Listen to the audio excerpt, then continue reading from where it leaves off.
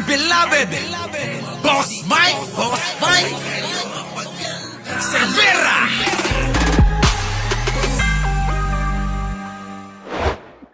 Ito na po. Kami po ni Nelson tumanggap po ng bilin bilang mga kaanib po sa Iglesia ni Cristo. At sa Wait lang, mag-like muna kayo pala. Bago natin umpisan ito mga kababayan, huwag niyo pong kakalimutan na mag-like, mag-share at mag-subscribe. Opo, Cecil Mulican, ano ba, okay na ba kayo dyan? Wala na bang martial law? Mga kababayan, opo. Mga kababayan, kumalma ho kayo. Kalma. Oh, kalma. Baby, kalma. Huwag mo naman akong bigyan ng dahilan para tabihan ka. Bago natin umpisahan itong talakayan na to, bagong-bago, breaking news! Ang ating mga kapatid sa Iglesia ni Cristo nagpahayag ng pagpaplanong magkakaroon ng malaking pagtitipon rally, mga kababayan, para suportahan ang panawagan ni Pangulong Bongbong. Maliwanag yan, mga kababayan, sinabi ko. Mga DDS, wag na muna kayong umasya. Pero kapag nakita ko kayo sa entablado, kahit isa. Kahit isa. Game, eto, pasok. kaya, ito na po. Kami po ni Nelson tumanggap po ng bilin bilang mga kaanib po sa Iglesia ni Cristo. At sa atin hong mga kababayan, dahil po dyan, mga kababayan at mga kapatid sa Iglesia, ang mga kapatid po sa Iglesia ay naghahanda, Nelson. Ulitin ko po ang mga kapatid po sa Iglesia ay naghahanda na magsagawa po ng rally. Magsagawa po ng rally upang ipahayag sa lahat ng mga kinauukulan na ang Iglesia ni Cristo ay pabor. Pabor!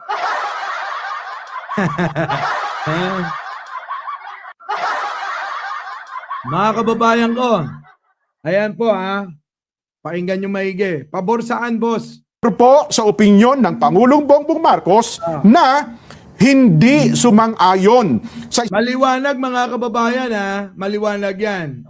Wait lang.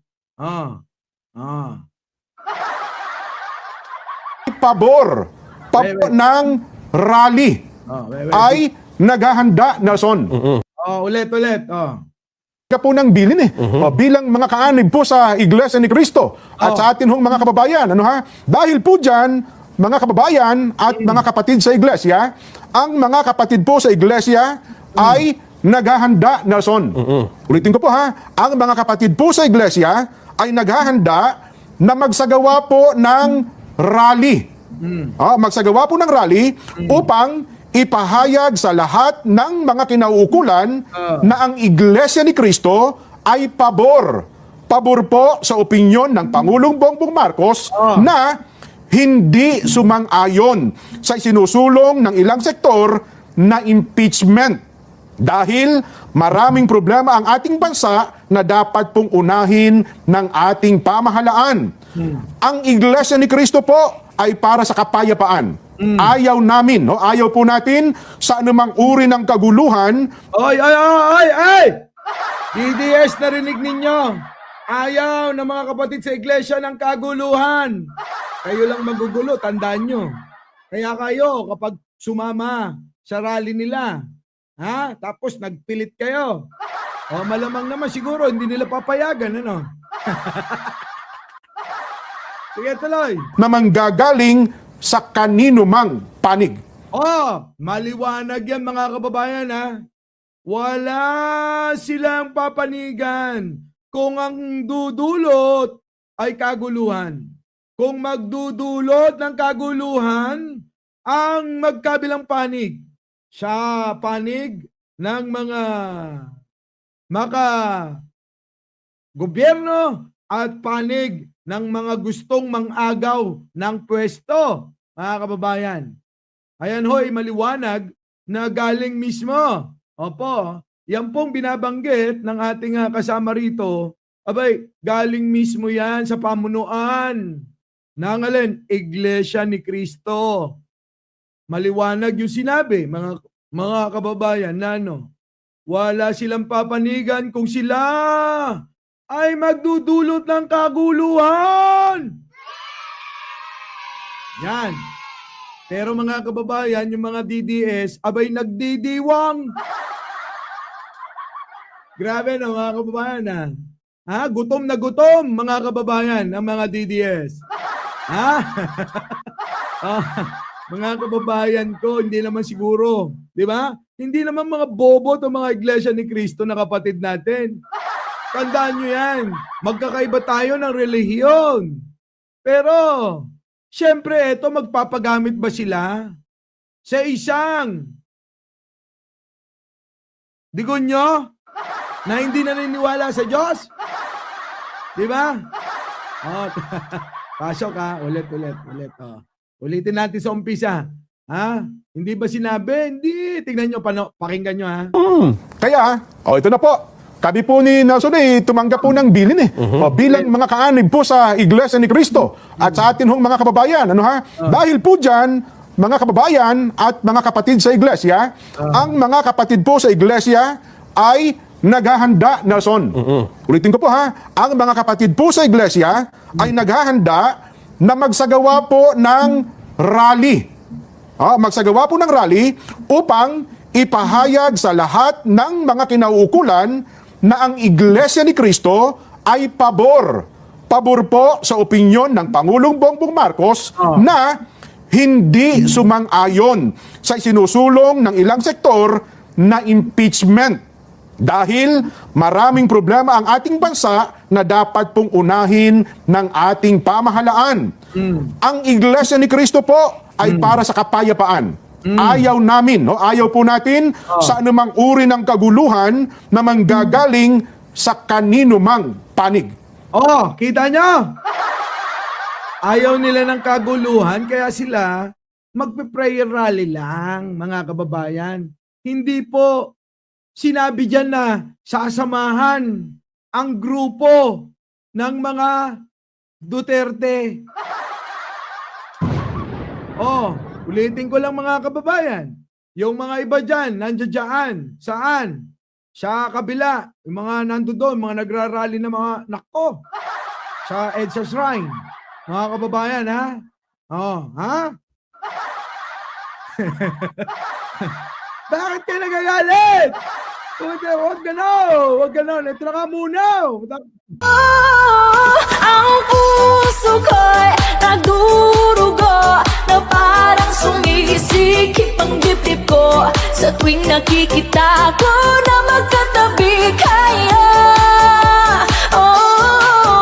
Kahit di naman tayong dalawa ay lagi na lang pinagseselosan siya. Bakit ba siya at bakit di na lang ako? Relax lang kayo dyan. Ha? Relax lang kayo. Masyado kayo.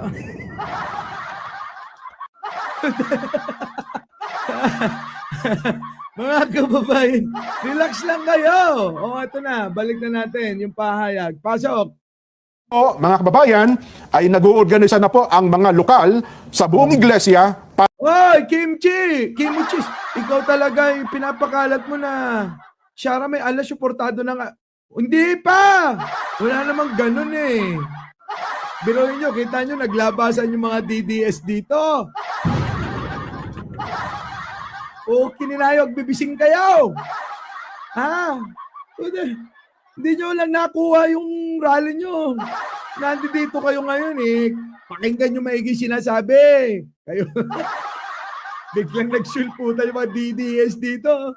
Tek na yan, ayun si Iglesia ni Cristo. Hindi!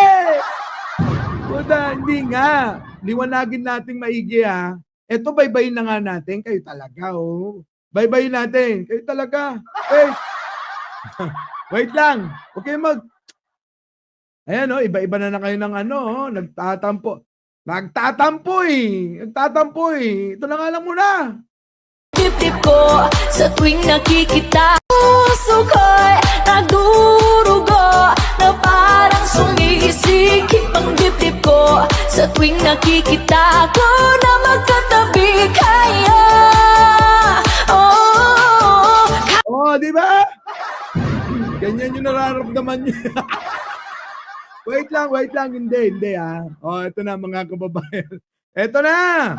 Itik na yan, oh. Pasok, oh, ito na. O, ito na po. Kami po ni Nelson tumanggap po ng bilin O, bilang mga kaanib po sa Iglesia ni Cristo at sa atin hong mga kababayan. Ano ha? Oh, Dahil ayan ha, pakinggan ninyo. po dyan, mga kababayan at mga kapatid sa Iglesia, ang mga kapatid Huwag kayo maniwala sa mga DDS. Putik na yan, alam nyo ng mga fake news yan. Naniwala kayo kagad sa mga post nila. Ang dami nilang post kagad. Oo, na inaangkin na nila, nakapanalig nila itong mga kapatid natin sa iglesia. Unawain ninyo, sinasabi nila. Hindi yung nauna, kagad yung emosyon. Oo, marami nang napahamak dyan. Marami na rin na demanda. Mga kababayan. Oo, easy lang, relax. Oo, wag ganon. Oo, pakinggan nyo maigi. Ha. Kayo talaga, oh. Tandaan nyo mga kababayan, matuto kayong pag nilayan, pag-isipan ang lahat ng bagay. Huwag pa bugso-bugso. Kalmado lang dapat. Naniniwala kayo dyan kay Aljem Romero. Alam nyo naman, DDS yan. Siyempre, mga uhaw sa, uhaw na uhaw sila sa kakampi.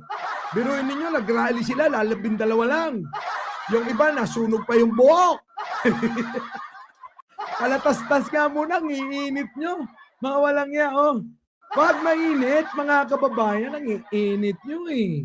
Oh, palatas-tas muna, bago natin talakayin yan. Oh, tingnan nyo, yung rally nila. Oh.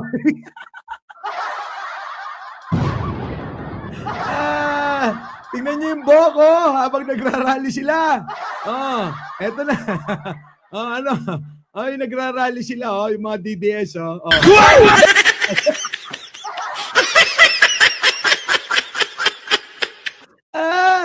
Puta. Pero yun, nagrarally sila, mga kababayan, no? Hoy, Argo, wag kang sul-sul dyan. Tumigil ka. Dahil gusto mo, i-block kita dyan. Mga kababayan. Palatas-tas lang, ha? Palatas-tas lang. Okay.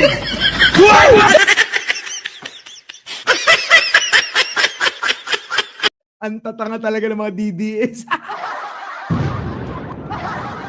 Ay, grabe. Ito na mga kababayan, pwede ba? Kalma muna kayo, ha? Kalma. Oh, kalma. Baby, kalma. Huwag mo naman akong bigyan ng dahilan para tabihan ka. Kalma lang mga kababayan. Masyado kayo naniniwala sa mga DDS kasi ang dami na nilang pinopost. Fake news yan. Pakinggan ninyo tong pahayag nila mga kababayan. Unawaing maigi, pag-aralan. Ha? Mga kababayan, ha? Huwag nyo ninyo mga... tignan... Anong na? Salamat, INC!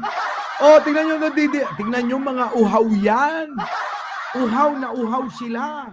Sa sa atensyon at kakampi sa kanila. Kaya feeling nila, kahit pa tutol daw. Wait lang. Pasok! Ito na. Aljem, tumigil ka. Huwag ka masyadong agraraman. Agraraman ka unay, ha? Eto. Pasok! ito na po. Kami po ni Nelson tumanggap po ng bilin bilang mga kaanib po sa Iglesia ni Cristo at sa atin hong mga kababayan. Ano ha? Dahil po dyan, mga kababayan at mga kapatid sa Iglesia, mga kababayan at kapatid sa Iglesia, ang mga kapatid po sa Iglesia ay naghahanda, Nelson. Ulitin ko po ha, ang mga kapatid po sa Iglesia ay naghahanda na magsagawa po ng rally. Magsasagawa ng rally. Okay na, ha? Confirmado. Kumpirmado. Ha? Na magsasagawa ng rally. Okay. Magsagawa po ng rally upang ipahayag sa lahat ng mga kinauukulan na ang Iglesia ni Cristo ay pabor pabor po sa opinyon ng Pangulong Bongbong Marcos na hindi sumang-ayon sa isinusulong ng ilang sektor na impeachment. Dahil Oh, ayan mga kababayan. Sabi rin naman ni Pangulo yon, mga kababayan. Diba? Sabi rin naman ng Pangulo yon na tutol siya at hindi niya susukuan si Sara Duterte. Sabi nga niya never say never. Oh, di ba mga kababayan? Oh, wag kayong ganyan. Pag-usapan nyo na lang yung taksilan kay, sino yun? Si Racal at saka kay kay Rico Blanco.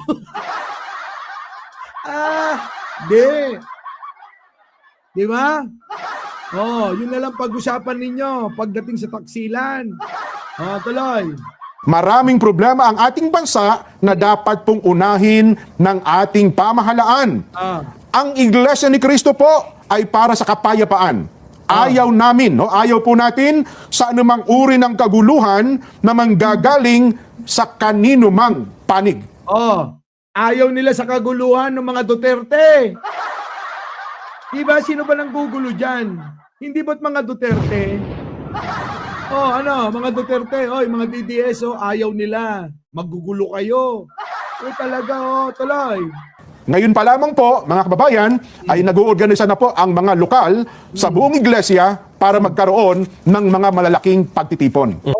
Yan, magkakaroon daw sila ng malaking. Naku, mukhang marami yan, Mukhang marami, mga kababayan, kasi mga malalaking pagtitipon. So marami ito, mga kababayan, itong gagawin ng mga kapatid natin sa iglesia. Di ba? So abangan natin, mga kababayan, kung ano mangyayari dyan. Siyempre, mga kababayan, tandaan nyo, hindi daw sila magpapagamit sa kahit anong kampo na maglilikha ng kaguluhan.